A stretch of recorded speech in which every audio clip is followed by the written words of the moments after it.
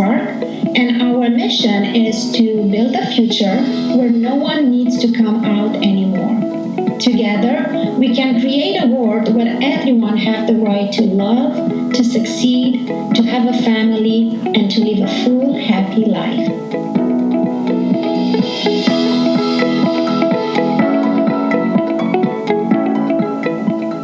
Welcome back, everyone. I'm super excited to have here today Jay and Danny. Thank you for saying yes to my invitation. Of course. Thank you. Let's start with the introductions, telling us who you are, where you're from, what is it that you do for work. Okay. So who want to go first? Well, I'll start. I'm Jay. I was originally born in Grand Haven, Michigan, and that's where I grew up for my first degree in college. Got an internship in Los Angeles and came out when I was 22 years old to LA from Michigan. And then that's when, right after moving here, is when I met Danny, believe it or not, which actually was 22 years ago. Yeah. We've been together ever since. Through that time, I worked with my first degree in the health and fitness industry for the first probably 10 or so years. Then I went back to school and I became a registered nurse, and then worked doing ER and trauma nursing for another 8 years. And then during that time is when we started our own company, and now I'm just running our agency. Which is? Same Love Surrogacy, which helps LGBTQ people create families. I love it. Thank you, Jay. And let's meet Danny. I'm Danny. I was born in Hong Kong. Came here when I was 3 and then lived in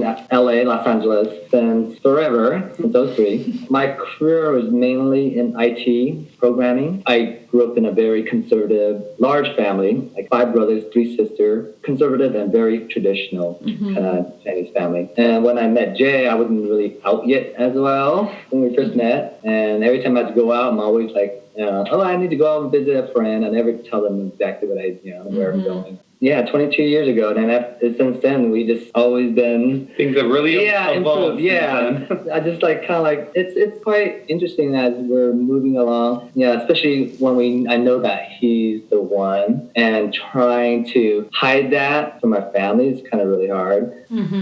Took the first step of moving in together, and I kind of, at the time, still tell my parents, we're moving in with my friend, roommates. Roommate, kind of thing.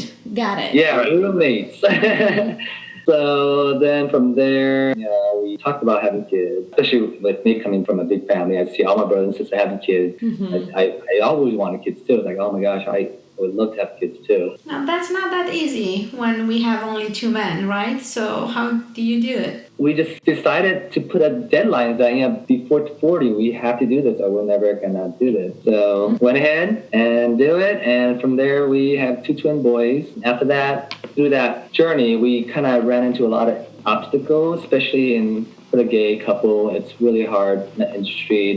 There's not many, agencies out there that cater or specifically for gays. Caters for family building for the gay community. Yep. So because of that, while we were going through the process and all of the struggles that we faced, having gone through the process, along with one of our friends who's our business partner, we were actually just in a pool barbecue in the backyard, and we were all pregnant at the time, and we were just sharing our stories, comparing the different things that we went through and the different obstacles and troubles. And we were just kind of half joking, but we said, well, gosh, we should run our own agency. Yeah, we can probably do it a lot better. We can do it so much better. Right. And so that led into creating our agency and then completely changing our careers and everything we do for a living. But it's incredible. I never thought that not only having kids would change my entire life, but also my entire career. It just kind of all happened. Yeah. Yes, I love it. And we will come back and talk more about your work. But for now, I just want to find out more about the 2 of you. So you are married. We are. You are. Congratulations. When that happened? It became,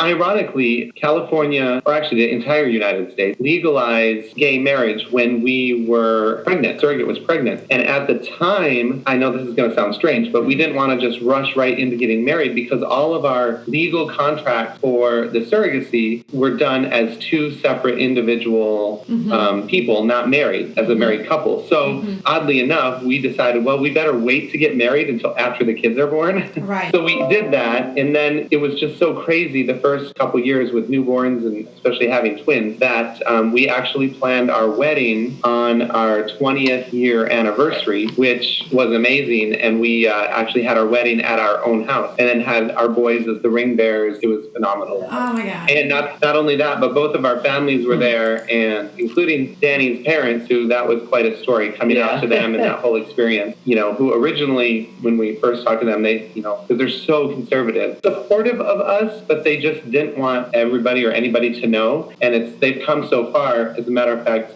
both my mother and Danny's mother walked us down the aisles in the wedding. So that was very cool. Don't make me cry now. That's so beautiful, and I'm so happy for you guys. And talking about conservative family, would you share with us how was it to be gay into a family like this? Sure. Danny? Oh, that's a big story right there.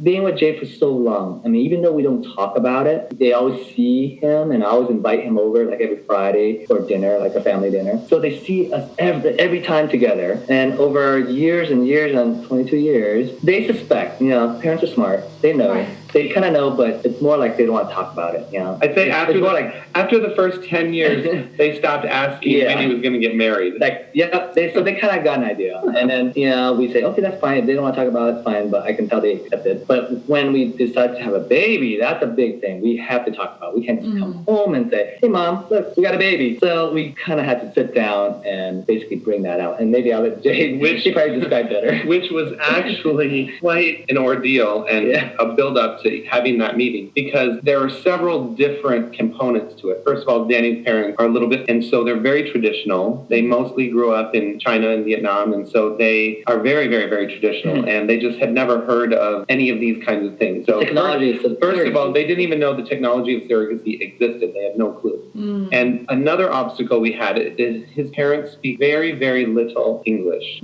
Their main language is Cantonese, and so it's very difficult for Danny to have a fluent conversation with them, because his Cantonese is kind of like very preschool, because he came here when he was 3. His really primary language is more English. So it's very interesting. When he talks to his parents, every third word is in English, and it's half Chinese, half English. Right. What we decided to do to make it easier, because it was too complex of a conversation for Danny to communicate, especially with medical terminology and things like that, with this whole process, which they didn't even know existed. We decided to have my brother-in-law, his sister's husband, help us translate, because he's completely fluent in English and in Cantonese. So we planned to have a dinner at their house with his parents, and we told them a few days before, we said, okay, we want to talk to you about something that's kind of important. They said, okay. Said, sure, no problem. But his parents were so nervous. I found out that they were so nervous that they couldn't sleep at night. They couldn't even sleep. They thought it was something big. In their minds, what they thought it was going to be was that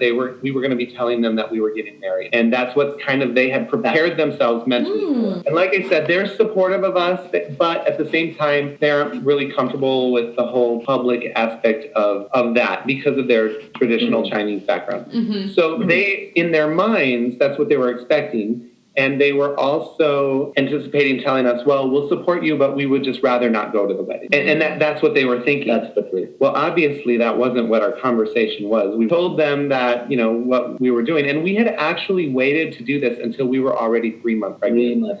So there was this is a done deal. We're not turning back. Waited right until 3 months because we wanted to give them enough time to process the whole thing and understand it. So we explained to them, we talked to them. It was rather scary. It didn't quite go as well as we thought it was going to go, because the look on their face was pretty horrific initially. They were in such shock, they didn't even know what to say. Because again, they didn't know that this was possible. This is possible, yeah. No. They didn't say, how is that possible? They were just, very confused. And so we had to explain the medical parts and explain that, and then they were worried, well, is the surrogate going to keep the babies and you won't be able to get them? And all these kinds of questions. They just said, okay, well, it's your life. You can do whatever you want. You're adults. And I remember saying back to his father, I said, yes, that's true. However, we highly respect you and we highly respect your feelings, which is why we're coming to you before anyone else in the family, so you know what we're doing. He appreciated appreciated that. Yeah. Of course. It took a few months, and they were pretty quiet because they needed to process. Then gradually, My Danny's mom. mother started asking his sisters questions,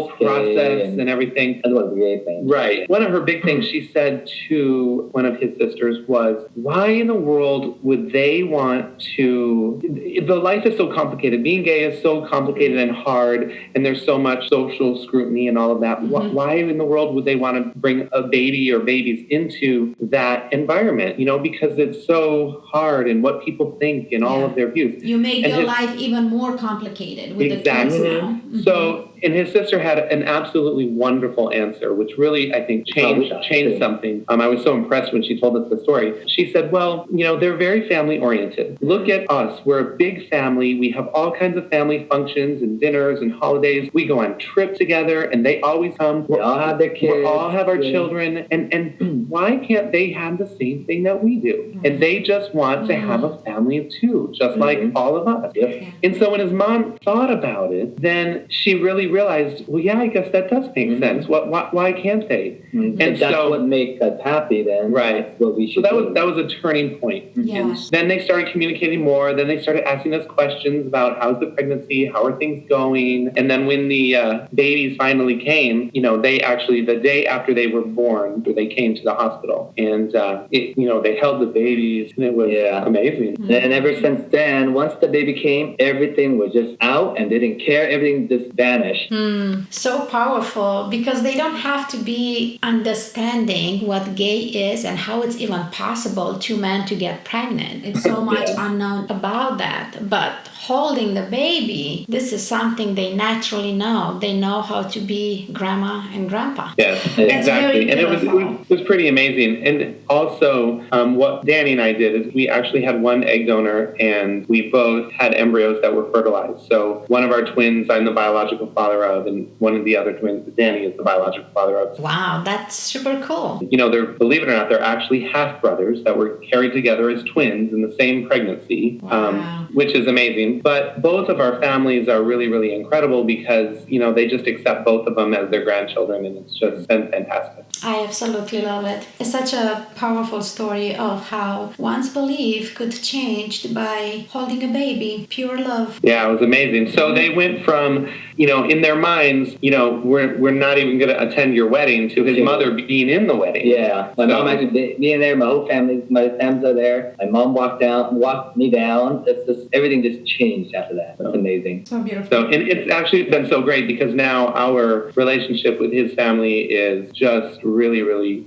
strong, and they're very comfortable with everything. And like, there's just no more hiding, no more lies. Everything's all out, which is amazing. Yes, fantastic. I'm so happy for you guys.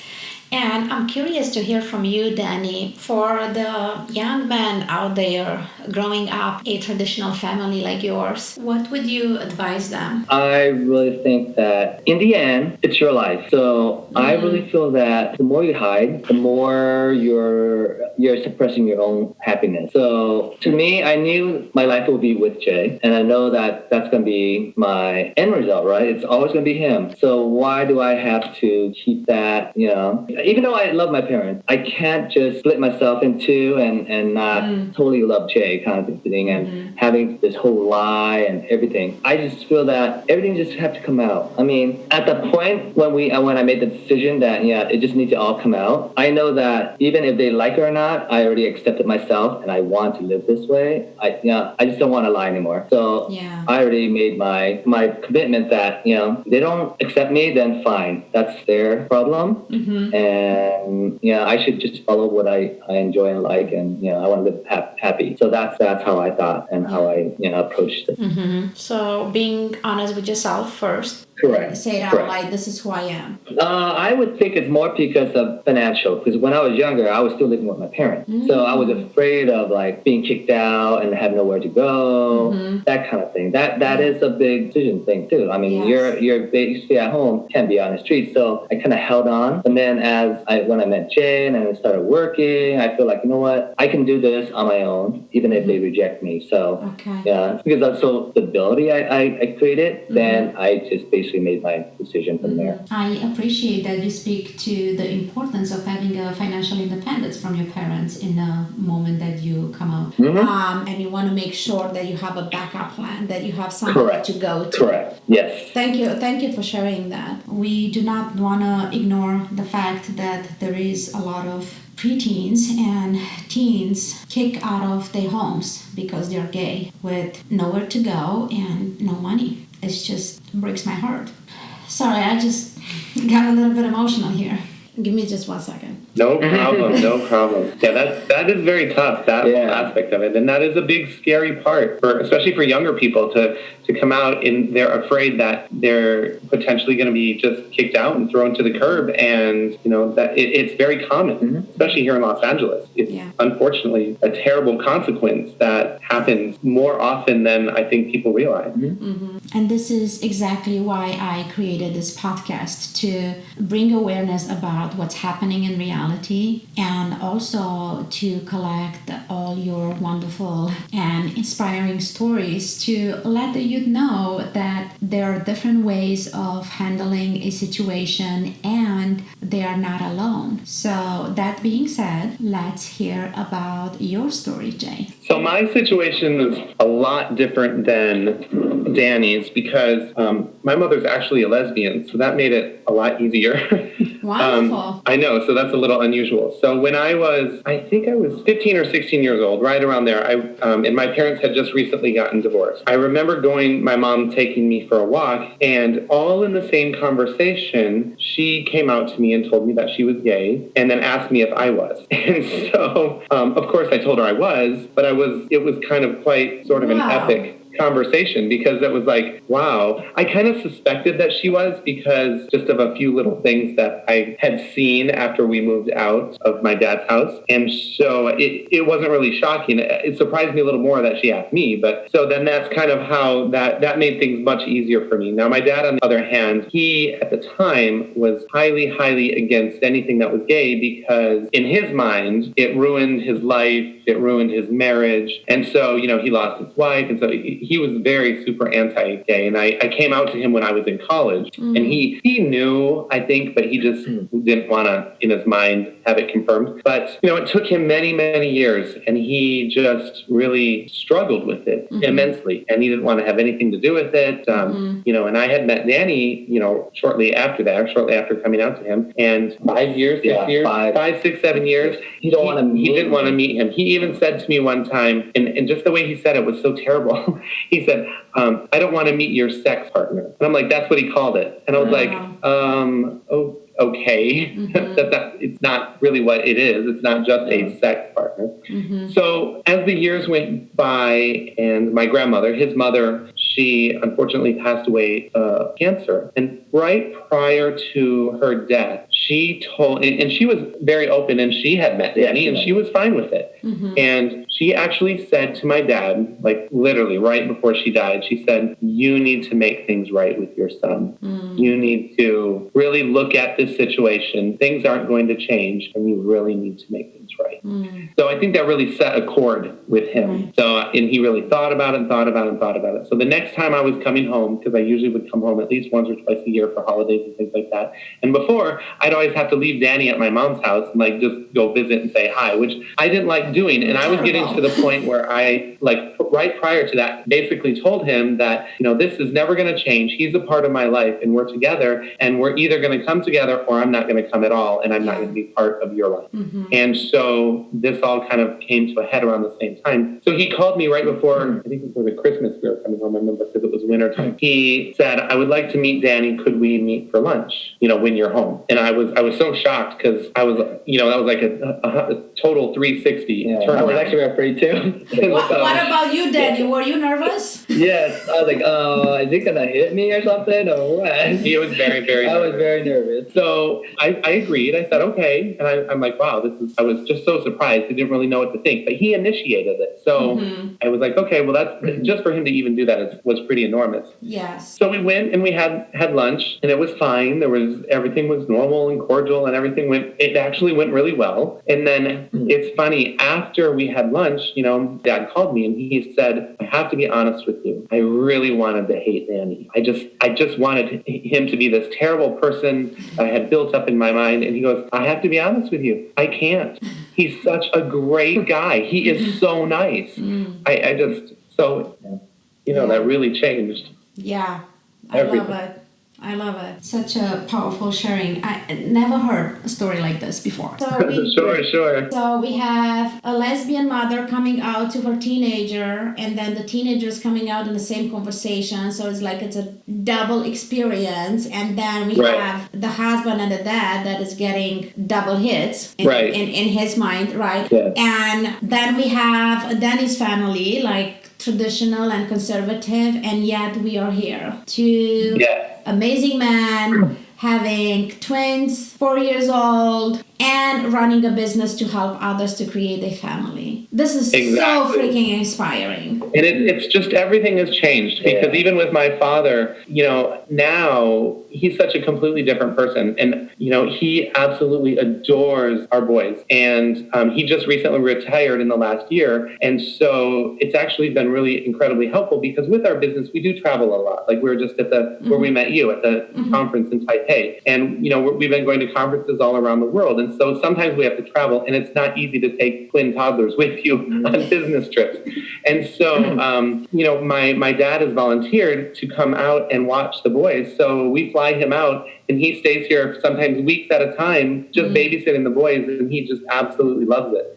So it's incredible. And every single time I talk to him now, he always asks me, first thing he asks me, how's Danny? He always asks. And it's like a completely different person. So the change has just been unbelievable. Now he's completely accepting. There's absolutely no issues. And it's just been an amazing transformation. And I love that. As I'm here on the mission for no one to need to come out anymore, and time being, and where we are now as society, as world, just the whole process of coming out, it's so powerful. It's changing people's perspective and it's opening people's minds.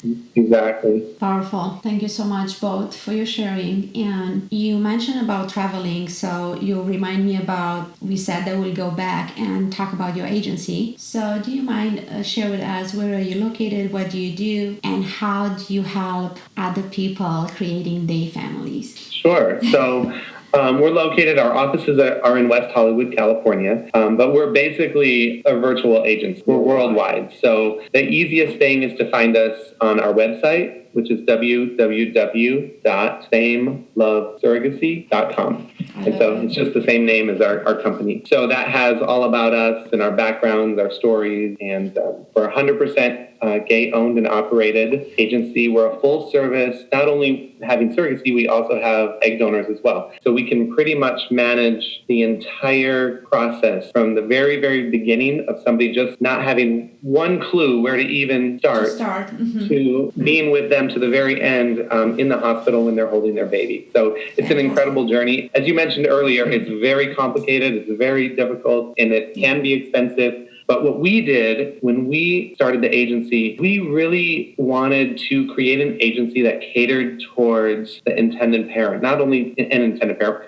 but the GLBT intended parent. Right. So we really specifically catered our agency to that. We make sure that our donors and our surrogates all know that most likely they will be working with a gay couple. Yes. And those are the kind of people we want to work with, who are supportive of us. And so that's what we do. We don't discriminate. We actually have a few heterosexual clients as well. So we don't discriminate against straight people. Right, I get it. I'm in the same space. I choose to work with LGBTQ people, but I do have clients that they are not gay. You need help, I help you. I don't discriminate. We're 90% gay clientele, but about 10% we have our straight clients. So fantastic. So the service that our agency has provided, word is getting out. So we're getting so many more people, both straight and gay, wanting to work with us. It's really exciting. The conference that we met you at, the Men Having Babies conference, they're a nonprofit organization. And what's exciting is that they have a rating system of these surrogacy agencies, attorneys, all of those kind of things.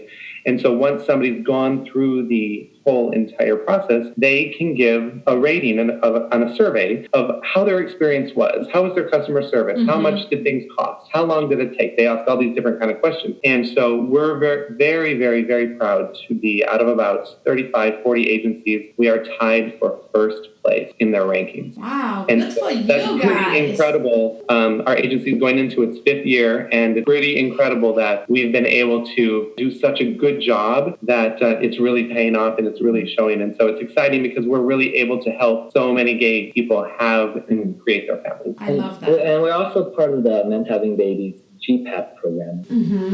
We had Ron, the founder of Men Having Babies, a couple of weeks ago, and he introduced us to what the GPAP is and what that does. But I'm curious, in closing, if you don't mind taking a couple of minutes and tell us how your agency fits with that GPAP program. With the Men Having Babies, we participate in their GPAP program, which is the Gay Parenting Assistance Program. So that's a program that gives back to the GLBT community. Since surrogacy is very, very expensive, not everybody can afford to do it. And so it limits, in some cases, only the very wealthy who are able to do it. But this amazing program, which we fully, completely support, is a kind of like a financial assistance program. So they have 2 layers to it, and they do their qualifications, but we're just offer our services. So one of the parts of the program is that they are provided discount to the people if they qualify for.